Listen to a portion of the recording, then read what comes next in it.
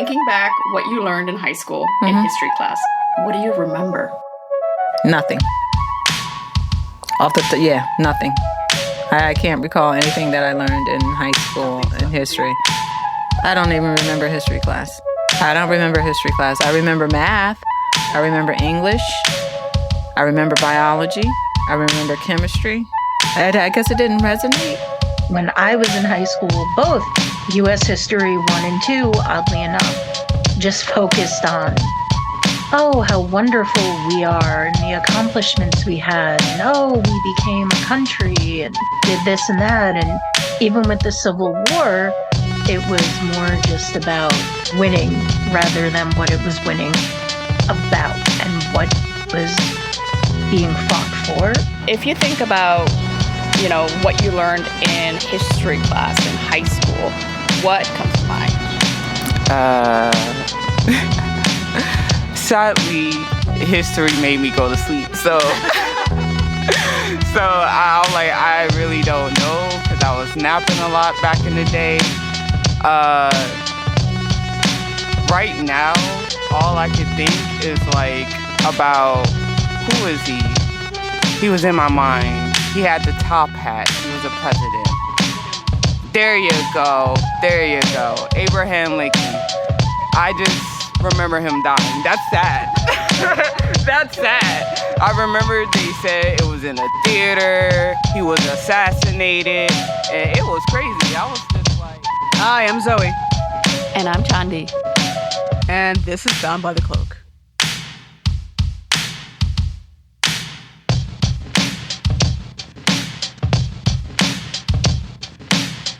What are we teaching children about America's past and history? How does it affect the future? And what exactly is American history?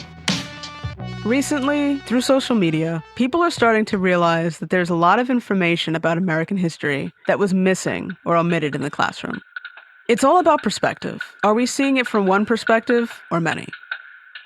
It allows people to reflect on what they've learned about American history and the aspects of it that they don't know anything about. When you don't learn about certain aspects of American history, it's hard to understand why things are the way they are. It's also hard to unlearn what you've been taught. To really answer these questions, like what are we teaching kids today? How does it affect the future? We spoke to historian and author Donald Yacovone. He's the author of Teaching White Supremacy.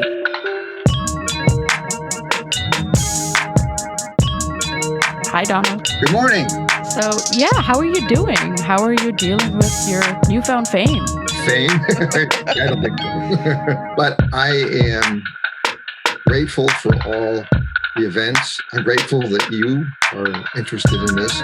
It's pretty amazing. And I think for me and for Americans, my colleagues in Minnesota are planning what I've been calling a, quote, curricular revolution based on, the impact of my book. They want to turn Minnesota into the mirror opposite of Florida and bring the nation to decency and intellectual consistency. They're working really hard. And I'm hoping that the political establishment, in which they have a lot of contacts, responds generously and makes this happen. It could have a national impact. And of course, they're aiming for a national impact.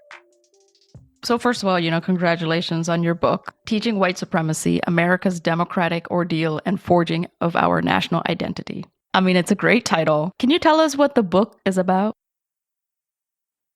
If you want to understand our current social crisis, there is no way to do so unless you read this book. It is the background for what we are currently going through. It explains why we are in this current crisis, why about somewhere between 30 and 40% of Americans are enduring what can't be called anything except a psychic crisis. There are lots of other factors going on in the gun culture and all that other material. However, what many Americans are facing is a psychic crisis of immense proportions, because this is what the book I think, shows is that for all our history, we have been promoting people of European descent as the only true American. Now, conveniently for me, and entirely by accident, textbooks form a kind of diary over 200 years. The first ones that I know of came out around 1800. And of course, they have existed throughout our history, of course, obviously right to this very day. And they form a kind of diary of what Americans have honored in their past and hoped for in their future. The whole purpose of these history textbooks is to show Americans what they're about, what their social meaning is, what their aims are, the institutions they formed, their purposes. It's so convenient to have this, but the reading of them proved simply astonishing and shocking to me. Even though as an American historian, I certainly know all the historiography of American history, particularly regarding race relations, what we call race relations. But the fact of these textbooks, because they're aimed at children, for the most part, came to me as an overwhelming shock. I guess this is a good time to explain sort of how this came about. Unlike some folks who accuse me of being an overt Marxist of one sort or another, I never intended to write this book. I never set out to write this. I certainly didn't set out to attack the United States or anyone in particular. It had nothing to do with it. I was doing an entirely different book. In fact, I spent at least half a year doing the research at the Mass Historical Society, at the Boston Athenaeum, and at the Houghton Library at Harvard, which is their manuscript library, trying to assess the story of the public legacy of the anti-slavery movement and its impact on the creation of the modern civil rights movement. Well, I had spent many weeks at the Houghton Library reading the papers, 55 boxes of John J. Chapman's papers. And at the end of that, it was fascinating because he's a fascinating character. And maybe we'll get a chance to look at him a bit more carefully later on, because he's very symbolic and about the issues that we're concerned about. Anyway, at the end of that, I was kind of tired, and I knew that I had a mountain of more correspondence to go through, particularly the family of William Lloyd Garrison, his children, and their children, all of which are the tens of thousands of letters.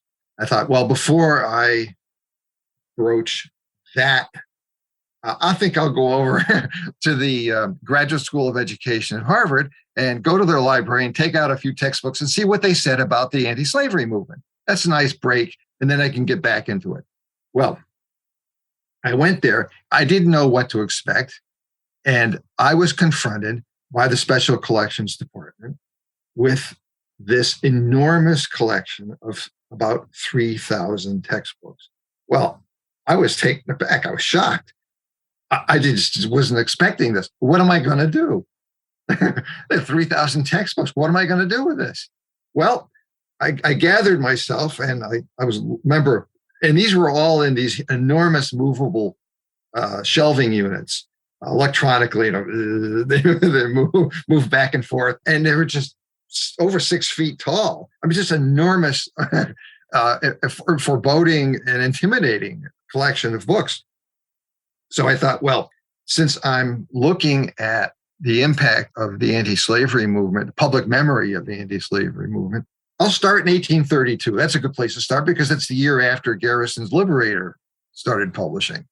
Well, as it turns out, the book I grabbed was written by Noah Webster of dictionary fame. I thought, wow, this ought to be really interesting. And it was fascinating, but in no way that I had ever imagined. The textbooks of which Webster's was typical for the pre-Civil War period said nothing about the anti-slavery movement. And as I progressed through the books published prior to the Civil War, None of them did. Not one. I found this amazing. As it turns out, this is because the way that time conceived of history was European exploration, European colonization, the revolution, the Constitution, and then each successive presidential administration, with every paragraph numbered. History took place within those boundaries and nowhere else. There was no such thing as social history. This is the way that history was presented. They certainly did discuss the slavery controversy, but only within the bounds of Congress. 1820 Compromise, 1850 Compromise, for those books that were published after 1850, et cetera, et cetera. And they focused on politicians like Daniel Webster, Henry Clay, John C. Calhoun, that sort of thing. That's where history took place. Well, as I was reading through this collection, particularly beginning with the works before the Civil War, I was immediately overwhelmed with the overt message of white supremacy. This was the whole point of these books. It was so obvious. And by the time you get to 1930, on the first page of one particular textbook, on the first page in capital letters, it says the history of the white man. I mean, how much imagination do you need to figure out what's going on here? And it was that obvious everywhere. Well, I couldn't stop. I had to keep going. I was so enthralled. I was so overtaken by the message that these textbooks were given that I couldn't stop. And I remember sitting there saying, well, I've got this other book project. But I can't do it. This is grabbing me by the throat and saying, look at me. There was a kind of force overwhelmed me. And so I just kept going. And I went through the entire collection. The librarians there were just astonishingly helpful and so helpful. Just to illustrate, the special collections was in the basement of the library, and the Graduate School of Education decided they were going to expand the basement, and so they took it all out. Well, they had to move. I couldn't go there anymore, so they gave me an office upstairs, and they brought all the books to me on carts. It was just astonishing. Well, then this project started to get a little personal in ways I had never imagined. I remember one day I was up on the second floor going through, they gave me a desk, nice place to work. I was finishing up one cartload, and then I looked back and they had brought up a whole new cart of books, two sides. There were about 50 books on at least 50 books on each cart. In the middle of one of the carts, there was a slender book with a red spine. It was as if it was starting to pulse. And it was telling me, I wasn't hungry. I had plenty of coffee. I hadn't lost my mind yet, but it seemed to be calling me for some reason. What is going on here? It was far enough away that I couldn't read the title on it. So it seemed to be calling me to grab. What the hell? So I went back, pulled it out. It was my 5th grade social studies book in California. I couldn't believe what I was looking at. And of course, I discussed that book, Teaching White Supremacy, because while it didn't have the kind of level of obnoxious and overt commentary about African Americans and Native Americans, nevertheless, for a book that came out in the 1950s and was used until about 65 or so, it was clearly interested in preserving national unity amidst the Cold War. This was a central focus of the book. But it, like the ones before the Civil War, never mentioned the anti-slavery movement, even though there had been lots written by that time. Nonetheless, it did say that Northerners did not believe that people should be bought and sold. That's all it said. What it did say, however, it was It did acknowledge that there were slaves in the South, but it said, quote, who else would do the work, unquote, therefore justifying it to the reader. And of course, they portrayed Robert E. Lee as a national hero to help reforge national unity amidst the Cold War. It became personal as well as, so professional and academic for me. Now, after I completed my examination of these textbooks, I thought, well, what do I do now? I don't want to write a book about a bunch of bad books. There are already books like that in existence. That there's nothing new there. And it became immediately obvious to me that I had to explain why these books had the themes they did. Where did it come from? Thus, the first two chapters of the book lay out the terrain that the later chapters sketch out. So it became abundantly clear that the books sustained this 300-year history of first American colonists and then Americans defining true Americanness, true identity as white and people of European descent.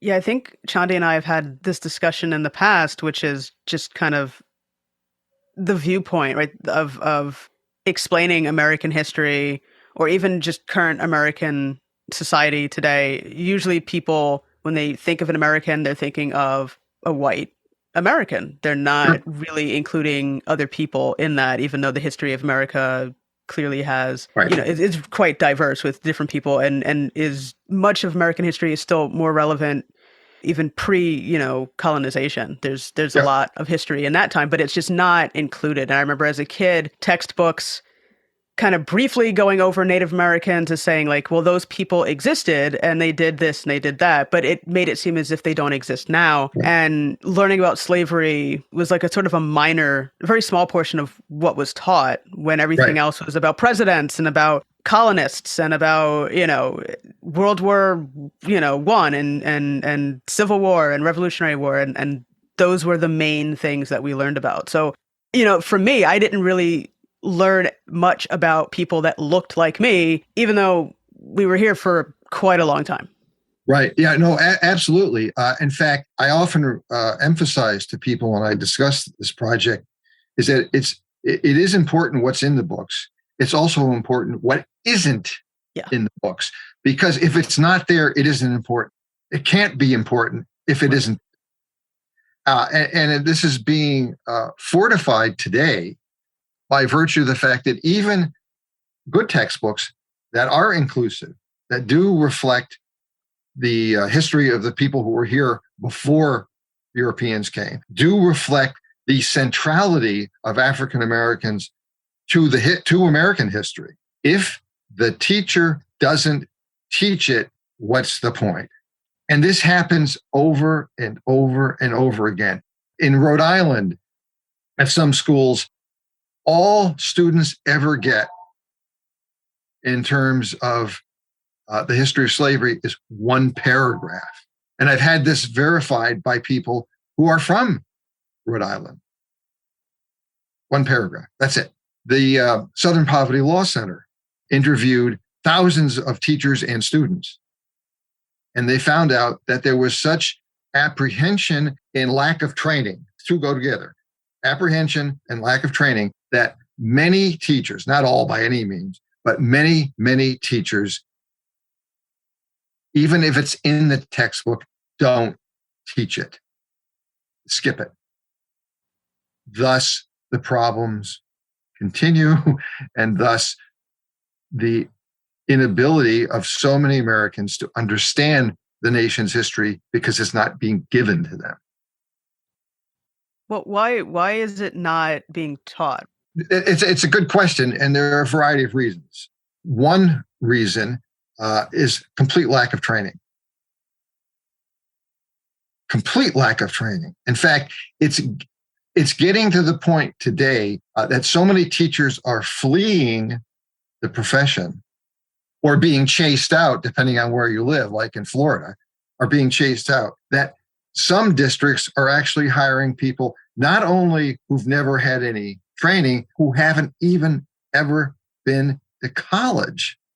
Now, earlier, and this is well documented, and I mentioned this at the last chapter in the epilogue, it has been painfully the case that in so many schools, the person given the responsibility for teaching, quote, social studies or American history is the gym coach. Again and again and again. It's been ubiquitous. What does that mean?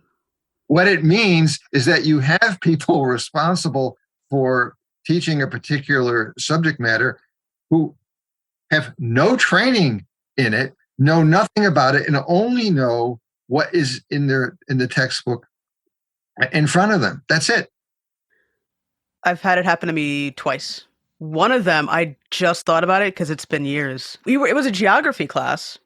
He was of Polish descent.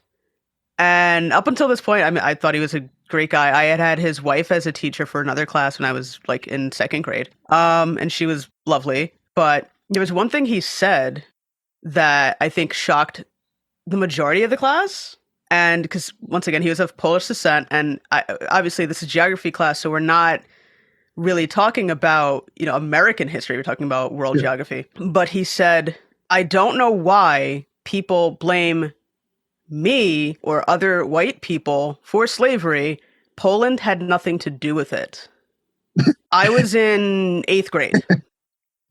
You know what I mean? It's just it just came out of nowhere for him to even say that. I think this and related matters come up every time, I speak about this. And the problem is dismissed by the conservatives and worse as white guilt. Well, in part, this is a fiction.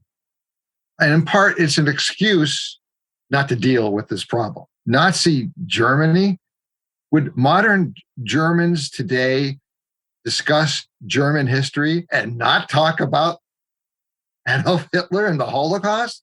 I mean, come on. If they can deal with it, we can deal with it. Just as they must deal with it, we must deal with it. Nobody is blaming modern Americans for slavery in the South or in New England, for that matter, because slavery was a universal institution. In fact, there were individual slaves in New England long after all the northern states abandoned slavery. I mean, New York didn't end slavery until 1827. Hello. It is a ubiquitous institution. Are we people who today, am I responsible for slavery? Of course not. I would be responsible, however, if I suppressed that part of our history. But because a group of Americans, a large group of Americans, have defined identity, personal identity, and national identity as white, they feel under attack because they feel this genetic lineage all the way back to the beginning, because that's how they interpret history. That's how they interpret life. Therefore, the people from 200 years ago are the same as people today. They're all connected. Well, they're not. So their defense of themselves and their history requires them not to broach this subject because they don't want to take responsibility for it. Well, I don't either, because my mother's people were from Poland. My father's people were from Italy. It's got nothing to do with the legacy of the United States. It does have to do, however, with American response to immigration, which has gone through violent periods, particularly in the 1920s, which produced the same rhetoric, fear of immigration, fear of, quote, replacement. Even the language is the same as what's occurring today. exactly the same. And that's because then, as now, there are groups of Americans who fear their lack of domination or loss of domination, because that has always been the case. And in fact, there is reality behind this, because people of European descent are numerically becoming a smaller group. I mean, that is in fact a reality, an inescapable reality. It is happening. It doesn't strike fear in my heart. In fact, it makes life a lot more interesting, frankly, and would give American pretenses to, quote, liberty and justice for all, what they used to say in the Pledge of Allegiance every morning, a chance to really blossom. But instead, among many Americans, it's creating the most intense fear, the most intense psychic crisis we've seen since the 1920s. I mean, not to put the whole burden on you to talk about this whole national identity has come to be, but is that really the main reason for all of this suppression of what our history is being taught in school? Is inferiority or fear? Well, it's both fear and the desire to continue domination. Oh yeah, absolutely. Oh yeah, and when this is all fortified by 200 years of textbooks, which are designed to present American ideals, American institutions, American aims, and what everyone should treasure, if not worship, in American history. And when that history focuses on whiteness, I mean, quite odd, and it's not my interpretation, as I had indicated in that 1930 textbook. It's quite obvious. It's blatant. And so we have this long-term legacy of conceiving of ourselves and our country in this way, and it's now under attack, literally, because of the change in the composition of America, which for people like me, it's a good thing. For people who have identified themselves, their nation, and their world in terms of whiteness and people of European descent, it is a threat. So the answer is absolutely. So people are just scared shitless. Yeah. Yeah. I always wondered if it kind of goes back to the idea of, because I mean, I don't necessarily hear it as much anymore, maybe older generations. Maybe some people still kind of think this way and don't understand why it's an issue. But the idea that, like we talked about before, the American, right, the standard American being a white person, meaning that this is a country for them. You know what I mean? Like this is built for them and for no one else, or other people are just here. Built by them for them. Right, which is not necessarily both untrue. Absolutely. Yes. Yeah. So then that makes sense as to why that fear and that panic would kind of take hold, and because then it's no longer for them. It's no, you know what I mean? It's Plus, and this is also characteristic of American life. It's less true than it used to be, but it is still quite true for many Americans. Americans of European descent have little or no contact with people who are not. It was especially true in the 19th century in the North, where African-American population was relatively small compared to what it was in the South. And it was segregated into small areas. And so most white Americans, use that term, rarely had interchanges with people of African descent. Weeks, years might go by, they would never even see people of Africa. They only knew them by what they saw in newspapers. And you can imagine what that was like. I mean, in newspapers and maybe off in the distance, or what they heard from their parents or what they heard from neighbors. They had little personal interaction. And that continues, I think, to a lot of Americans. And so what they're dealing with are simply, what they've learned from their friends, from their parents, from comic books, et cetera, et cetera. It's just stereotypes. not reality. In my case, when I was growing up, under the age of 10, lived in Connecticut, I didn't grow up in a family that disparaged African Americans. It just never happened. And as it turns out, I had two brothers. I didn't even know they were African American, even though if I saw them today, it would be painfully obvious, what they were. But I didn't ask. I just liked them. We played baseball together, and we were really good friends. It didn't occur to me to care what race they were or what ethnicity they were. They were just my friends. Few people in American history have had that kind of experience. It's certainly more frequent now than it was, even 50 years ago, which is why Barack Obama could have been elected president. But for that segment of the American populace, which has now taken over the Republican Party, it's a painful legacy. It's an intolerable, painful legacy.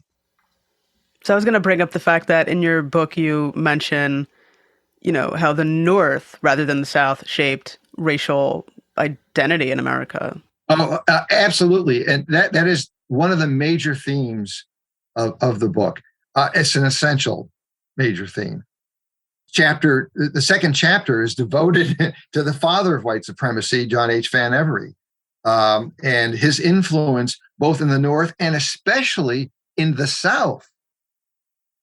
And of course, and when I mentioned this, I look out, if it's in an audience, you look out, you can see people nodding. The publishing industry was a Northern phenomenon for most of our history.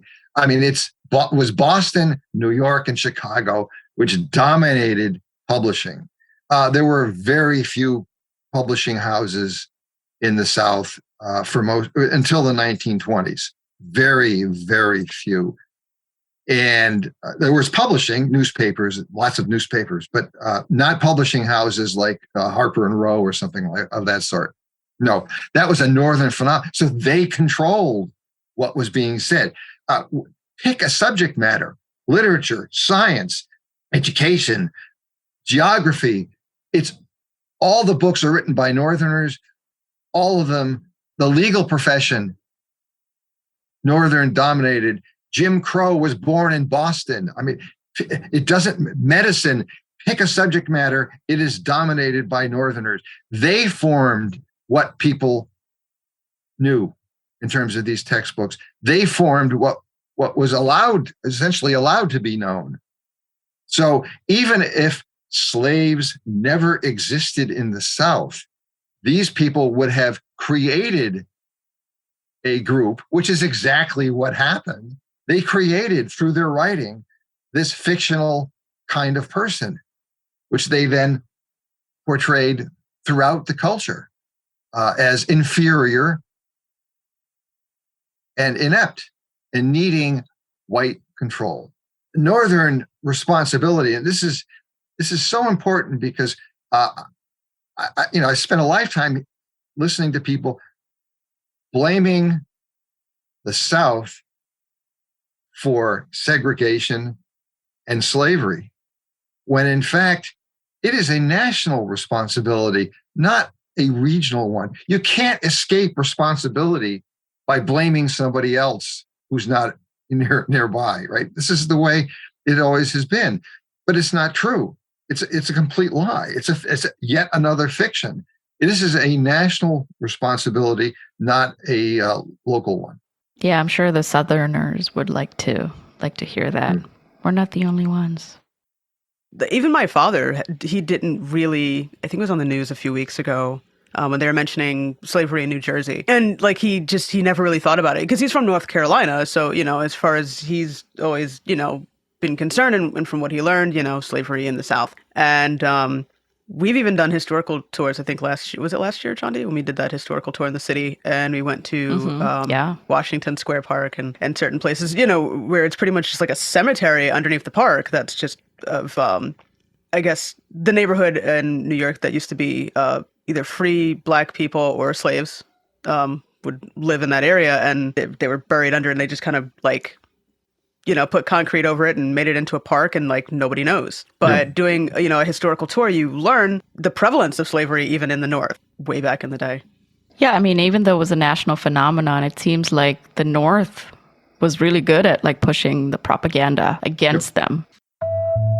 If you think about, what you learned in history class in high school, what comes to mind? 19th century American history, specifically the Civil War. But we also had some 18th century history, such as the Revolutionary War and the War of 1812.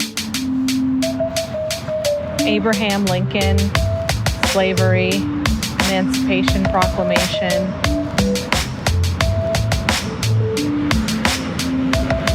Civil War, Hiroshima, Japan.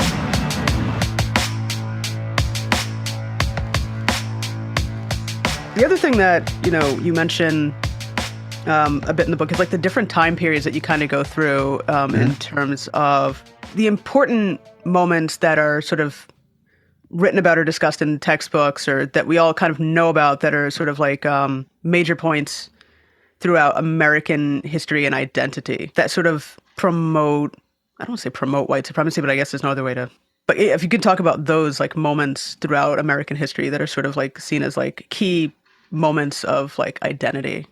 Well, in terms of American culture and textbooks, you have a fairly consistent view of the history up until the Civil War. Then, I mean, the cataclysm of the Civil War does indeed change everything. And suddenly, books and even authors who during the earlier period wrote either sparingly about slavery, and in some cases, books that were published in the 1830s that condemned slavery, by the time they get to the 1840s, all that was removed, or just removed for the sake of national unity. Anyway, once the Civil War concludes, there is, for a brief moment, because of Reconstruction, which historians like Eric Foner have called the second founding of America. It's actually more accurately the attempt at the second founding of America. There is a dramatic change. Suddenly, textbooks from about 1867 until the 1890s, suddenly there is a burst of interest in portraying African Americans. There are even real pictures, photographs of African Americans, rather than caricatures of African Americans, which would come out in some of their most disgusting ways during the 1930s, 40s, and 50s. During this period, suddenly those people who are writing textbooks, well, like Thomas Wentworth Higginson, who was a colonel of the 1st South Carolina Volunteers, who was an abolitionist, was a supporter of John Brown. He's writing textbooks. This is sort of symbolic of the transformation that is attempted during this brief period of time when a democratic and inclusive attempt at recreating America is taking place. It's Charles Carlton Coffin, who I had only briefly been familiar with, was, for the time, the North's most famous Civil War reporter.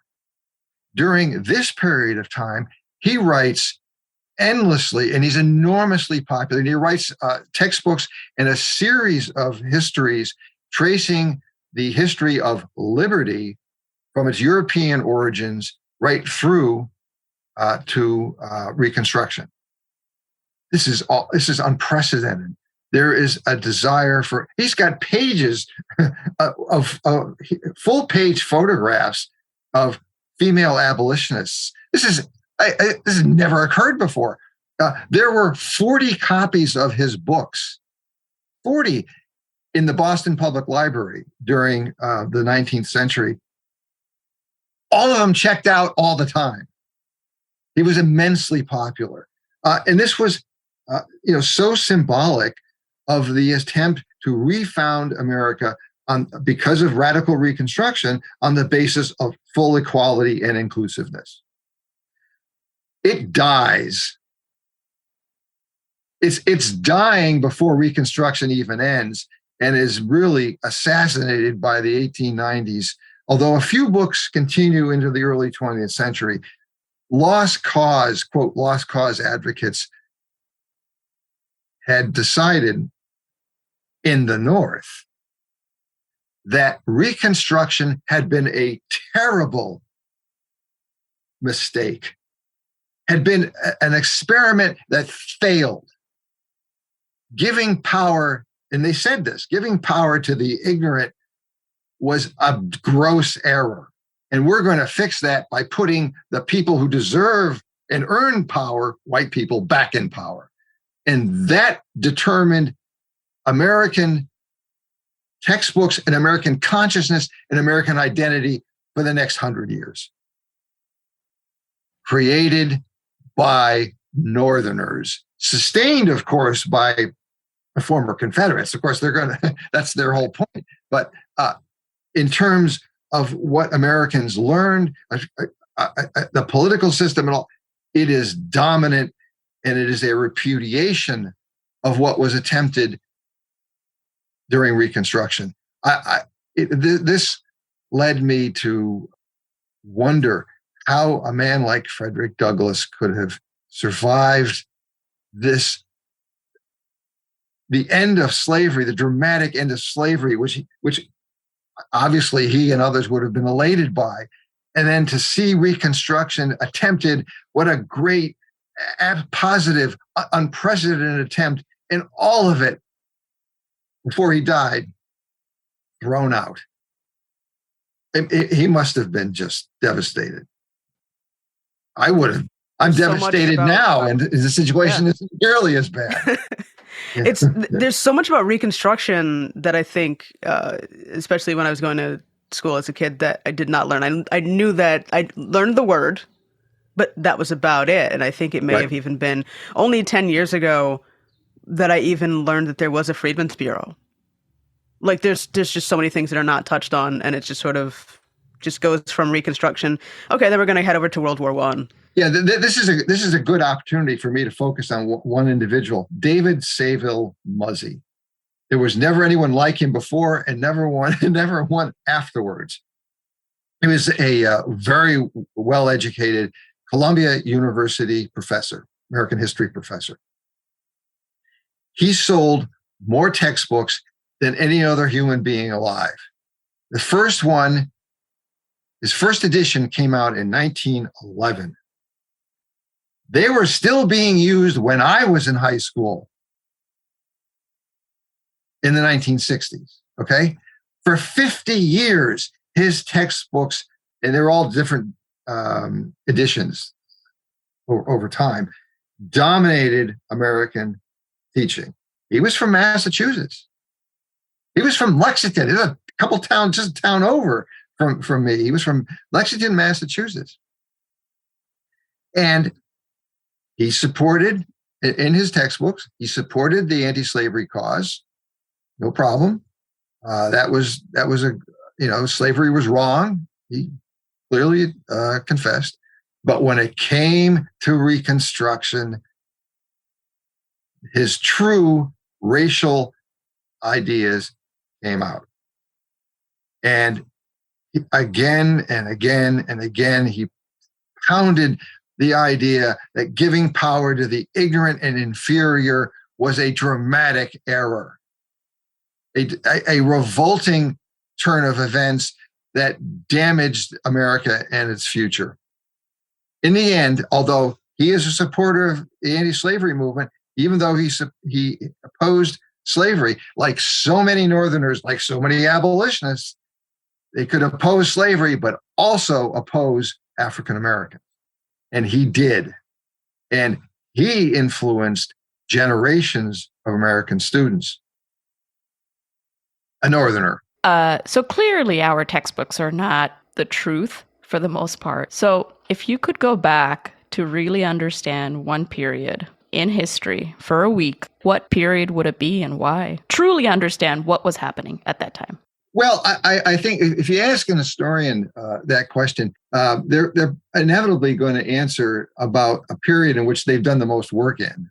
And so, while there are lots of periods that I would be interested in, I think because so much of my work has been in the antebellum period, I would want to go back there to actually see Wendell Phillips, William Lloyd Garrison, Frederick Douglass in action, Lydia Maria Child, Lucretia Mott, to actually see, not just to see them in textbooks and biographies, but to see them in action, to see the response that they got, and to get firsthand their true feelings, not just about slavery, not just about African Americans, but American identity. I mean, okay, so a follow-up to that, because you are from the future, would you tell them how 2023 American race relations are? Yeah, I would spend my time, because I would see this as an opportunity to further my own knowledge and my era's knowledge of the past. I wouldn't say anything about my time, but I would spend all my time inquiring about their understanding of their time. Well, and there's clearly both positive and negative. After all, we did elect Barack Obama twice to the presidency, signaling a dramatic change in American culture, which of course then sparked the response, the election of the great white demagogue, and what we're now dealing with. Because for so many Americans, that symbolized the change that was taking place that they could not tolerate. And I have a feeling that many of these individuals took a more informal attitude towards voting. I bet you a lot of them never voted before, but I bet you they started voting after his election. And the fact that he got elected twice must have shocked the daylights out of them. In fact, the phrase that Jill Lepore, historian at Harvard and New Yorker journalist, said was, it tore a hole in the fabric of time. That was their response to Barack Obama's election.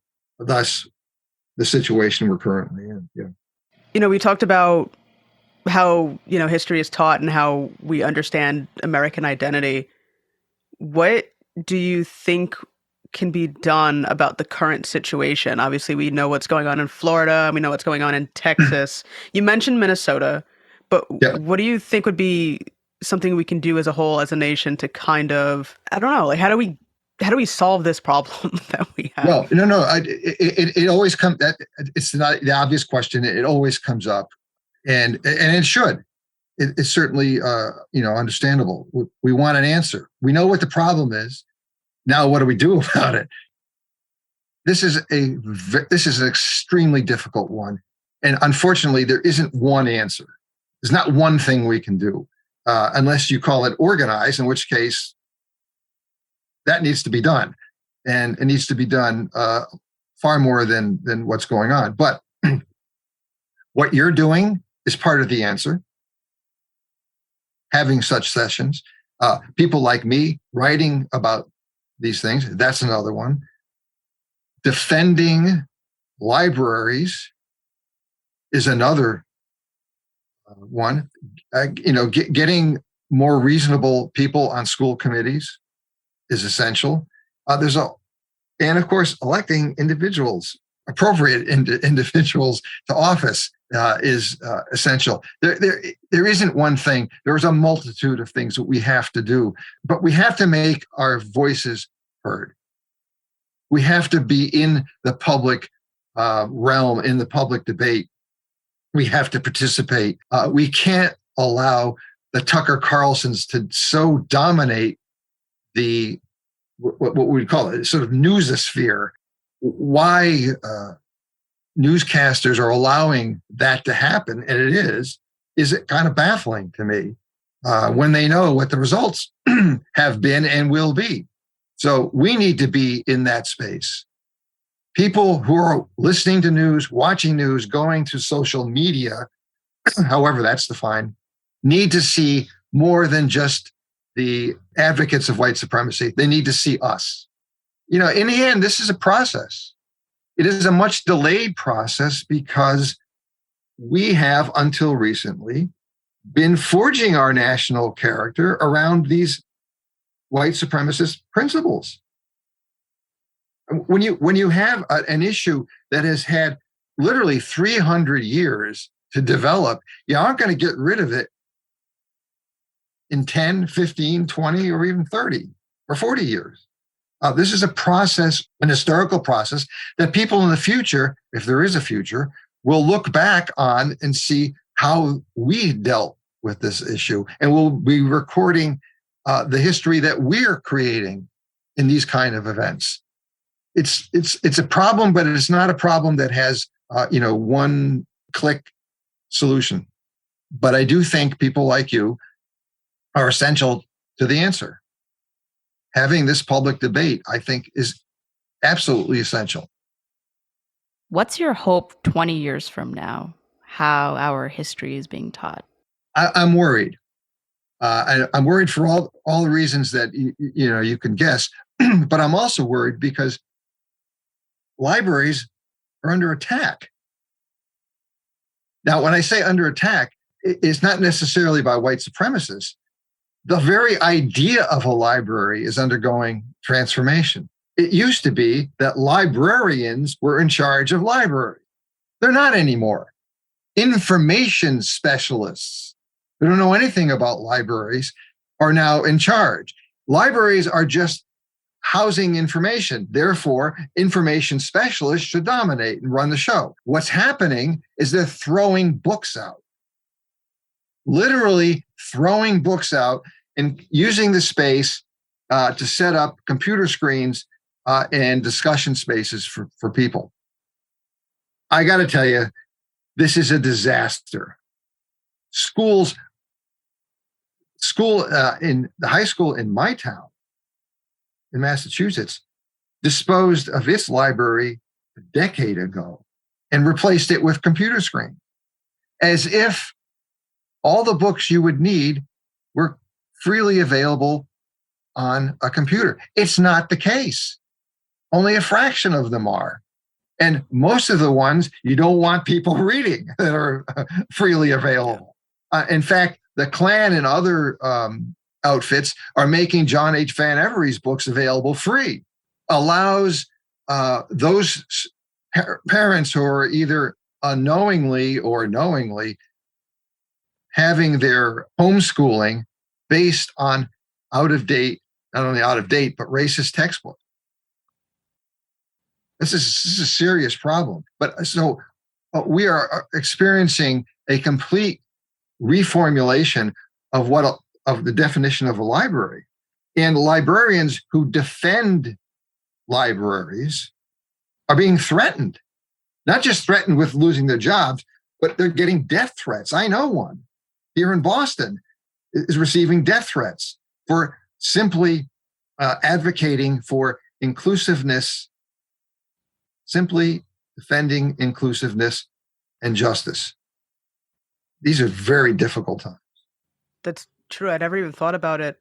My high school basically had like a media information center. There you go. And I was used to because I went to high school in a different town than the town I actually lived in. And so I was used to large libraries in my school, just stacks and stacks of books. Yep. And going to this school, I was like, so there's computers and I really don't see any books. Yep. And that was odd to me. They're like, oh, you can look up journals and articles. And I was like, okay, that's great. But what I've also realized, because, Chandi and I have continually do research for all of our episodes, and a lot of the articles, right, that you would search for online, well, you have to you have to pay for them, or you have to actually go to the library at a university or wherever to get access to those. So they're not free. The library down the street may or may not have, books for free that would be relevant to what I'm researching, so I can't get the information. Exactly. And that which is free, you don't want students reading. Yeah. Exactly. It's so basically, yeah, it's kind of it's restricting access to information that may actually be relevant and helpful. So that is actually, yeah, that's a major problem. And it's being fed by, the good aspects of the web and the internet, which clearly is a good thing. But it has some terrible side effects. Yeah, it's like these like like you mentioned, like KKK or other groups that are putting out information. They know that it's free and that people can access that easily. Yeah, and we've gotten everyone has said this. We've gotten to the point where a lot of people online live in these silos where they only see certain things and aren't exposed to a wider, more balanced views. And it's just it's hardening the way what information people can get access to and know about. It's got some terrible side effects. Yeah, sometimes it's about who's the loudest. And I wonder if that's also partly why your book is getting so much publicity, is because, well, one, it has such a interesting and in-your-face title, right? Teaching White Supremacy. Yeah. How did you come up with that? Well, and obviously, I mean, this is what I was seeing. But before I started writing, when I was thinking about how to structure all this, I had thought of the book as a textbook battle. In fact, that was the original title. I developed the book far beyond that. But originally, it was a textbook battle. You had the people advocating white supremacy and the people, like during the Reconstruction right afterwards, opposing it. But as it turns out, that was such a small period of time, and there were so few textbooks that there wasn't a battle here. I'm sorry. The white supremacists won from the beginning, and you never had a chance of winning, guys. Sorry. So there wasn't really a battle. So I gave all that up. And in fact, the book doesn't really, textbooks are the kind of thread that goes through, or spinal cord that goes through the whole book. But it's much broader than that. I talk about all kinds of people and events and things that had nothing to do with textbooks. So nevertheless, the teaching thing was important to me because if you think of teaching in terms of social instruction, instructing the populace in all variety of ways, not just in the classroom, by any means, far from it. I mean, just throughout the culture. So what the textbooks were doing and what social leaders in all these fields of, medicine, education, law, science, all these fields, they were instructing the populace in what to believe, in what to perceive as American identity and the human and different levels of humanity, with people of European descent at the top and people of African descent at the bottom. I mean, this was first developed in the 18th century and continued throughout the 19th and well into the 20th century. What was going on was a kind of teaching, a social teaching at all levels in all areas. And of course, the identity part of the title was second nature and obvious because that's what they were constructing and what the book really is about. It's not, as I say in the introduction, this is not a book about a bunch of bad books. This is about the creation of identity. And it's just that textbooks offered this consistent stream of evidence, just like it was an autobiography or a diary. It is a diary of what Americans thought about America from 1800 to the present. So it's just evidence. It's funny. I never thought of it as in your face, but when I'm thinking about it, it is what I thought was in your face was the cover illustration. That's in your face. Oh yeah, that's a pretty cool. I don't know who designed that. But that's a pretty. Oh, cool. I did. I mean, I picked this image. Oh, because I found it in the Library of Congress and Library of Congress website, and this image of Columbia. She's carrying this book, right? And the image, when I first found it, it was so small you couldn't see. It just looked like a book. It could have been a Bible. It could have been a code of laws, right? And the image is designed to show, whiteness in America expanding across the continent, inevitably bringing America and progress to the land. And you can't see it in this image, but they're chasing off Native Americans. They're in the way. They're in the way of progress. This is progress. She's carrying the telegraph line in one hand. The internet of the 19th century. She's bringing progress and civilization to the unoccupied lands. Well, she has this book. So the Library of Congress had different sizes of that image. The biggest one was over 100 megabytes. So I brought it up and I thought, well, she's carrying that book. I wonder what that book is. So I opened it up and I nearly blew up because it said school book right on the cover.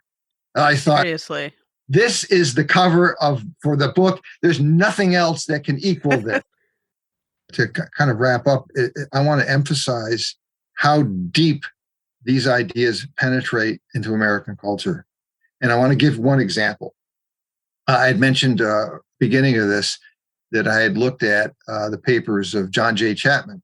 Chapman was at the turn of the century and into the beginning of the 20th century in particular, a very important, very successful author, intellectual, commentator. He even wrote a quite distinguished study of William Lloyd Garrison, which I've read recently, or I read a couple of years ago, and could survive today. It's that well conceived and written.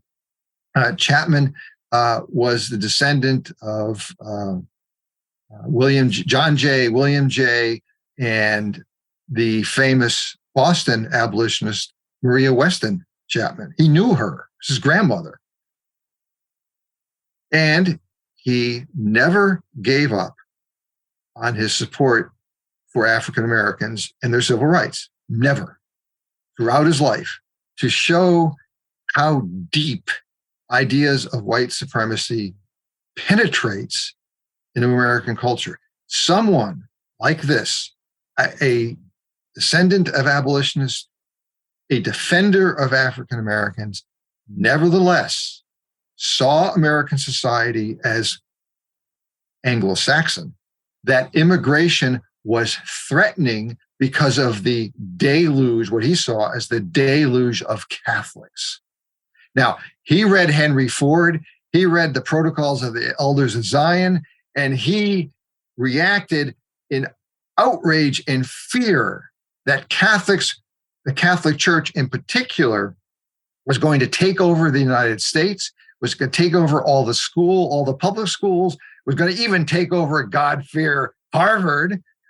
He was a Harvard graduate, of course, where he learned a lot of this stuff, and destroy American culture. And behind the Catholic Church, he argued, were the Jews. Yeah, the Jews ran the Catholic Church. he seems very uninformed. Yeah, well, unfortunately, he was well informed by the misinformed. And he published these ideas in the newspapers of the Ku Klux Klan and got correspondence from around the country in support of what he had done. I know because I read it. He saved it, and it's in the Houghton Library. So even someone who defended African Americans throughout his life, even during this period of time, he opposed the policies at Harvard that separated Black and white students in the freshman dormitories. He damned Harvard for doing that.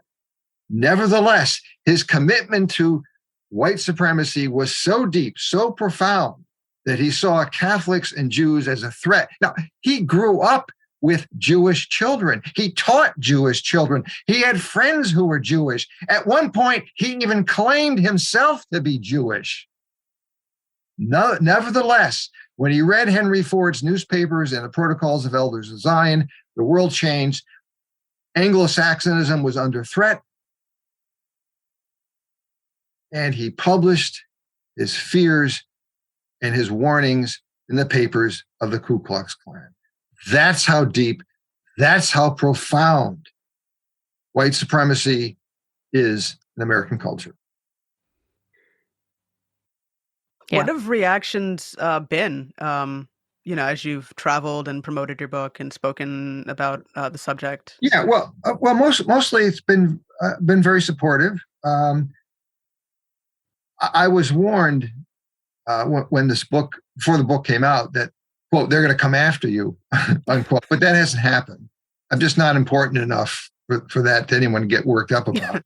I've gotten one nasty email. I mean, a really vile, nasty, all kinds of swear words and stuff. And like I said at the beginning, I got accused of being a Marxist during one talk. But other than that, it's been fairly positive, which is encouraging. Now, I don't know what people think after they leave the room, but during the time, the questions have been good. I watch when I say things and see what the reaction is, and you can see people nodding their heads and saying yes. So I think it's generally been pretty good. So I don't know. I just keep at it, and I hope it has a bigger influence. Yeah.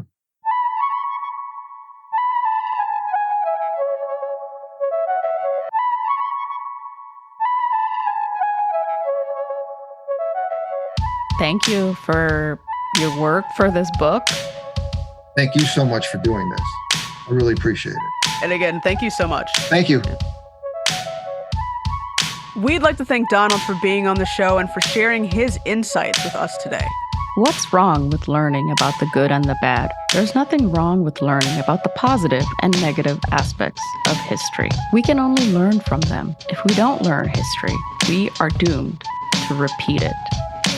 To learn more, make sure you check out Donald's book, Teaching White Supremacy, America's Democratic Ordeal and the Forging of Our National Identity, at your local bookstore. You can also check out the link on our episode page on the website. Thanks for listening to another episode of Bound by the Cloak. You can find us on social media. We are on X, Instagram, TikTok, and you can find us wherever you get your podcasts. We're on Apple Podcasts, Spotify, Google, Good Pods. We're everywhere. Until next time. Peace.